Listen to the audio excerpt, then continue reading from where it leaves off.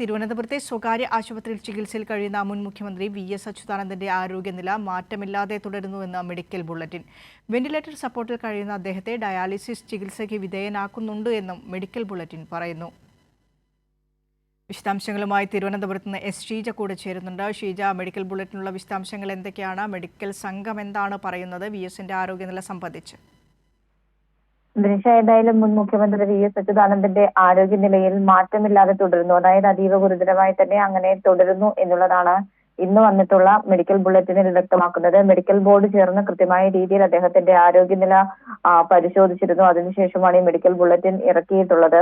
അതേസമയം വെന്റിലേറ്റർ സപ്പോർട്ടിൽ തുടരുന്ന അദ്ദേഹത്തിന് ഡയാലിസിസ് ചികിത്സയ്ക്കും വിധേയനാക്കുന്നുണ്ട്. കഴിഞ്ഞ ദിവസമാണ് 72 മണിക്കൂർ നീണ്ടു നിൽക്കുന്ന രണ്ടാം ഘട്ട ഡയാലിസിസിന് തുടക്കമായത്.